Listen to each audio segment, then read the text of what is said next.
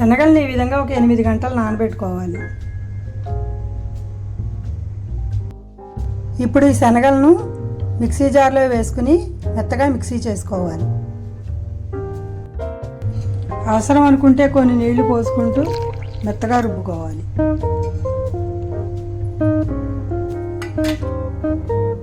ముందుగా అడుగున ఒక గ్లాసు నీళ్లు పోసుకుని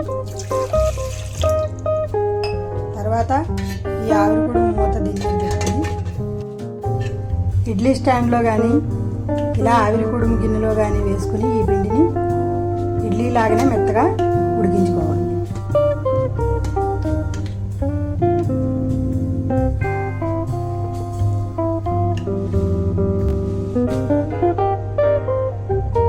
స్టవ్ వెలిగించి ఈ గిన్నె పెట్టుకుని దీని మీద మూత పెట్టుకుని ఒక 10 నిమిషాలు ఉడికించుకోవాలి.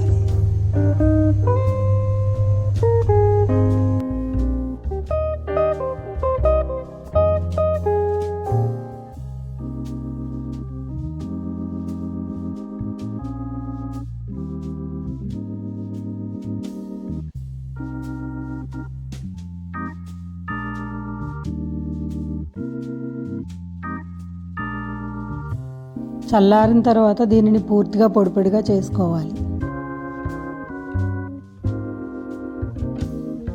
ఇప్పుడు పోపు సామాన్లు రెడీ చేసుకుందాం.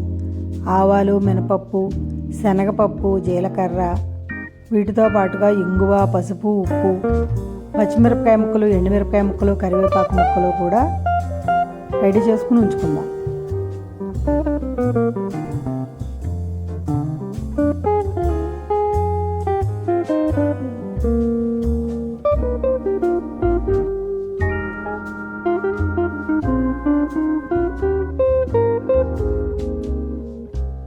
అదేవిధంగా ఒక గరిటె నూనెను కూడా రెడీగా ఉంచుకుందాం. ఇప్పుడు స్టవ్ వెలిగించి మూకుడు పెట్టి అందులో నూనెను వేసుకొని నూనె వేడెక్కిన తర్వాత పోపు గింజలు అన్నీ వేసుకుందాం.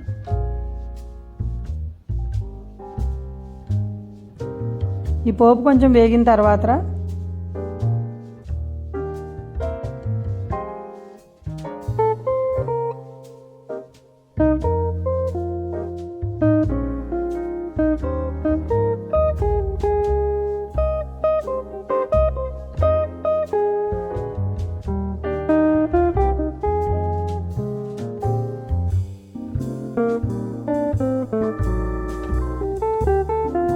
సన్నగా తరిగిన ఉల్లిపాయ ముక్కలు వేసి ఇంకొక 2 నిమిషాలు వేయించాలి.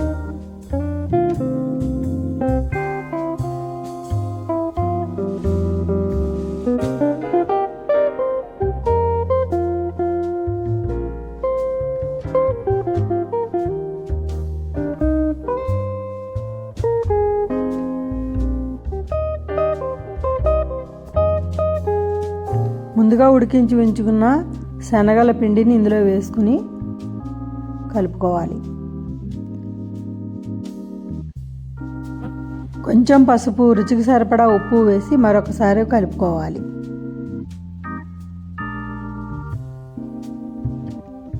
అంతే, ఎంతో కమ్మగా ఉండే రుచికరమైన ఆరోగ్యమైన శనగల పాటోలి తయారు. ఇది మీరు కూడా ట్రై చేసి ఎలా ఉందో కమెంట్ బాక్స్లో చెప్పండి. అందరికీ ధన్యవాదాలు. Thanks for watching. నచ్చితే కనుక లైక్ చేయండి, షేర్ చేయండి, కామెంట్ చేయండి. సబ్స్క్రైబ్ చేయడం మాత్రం మర్చిపోకండి.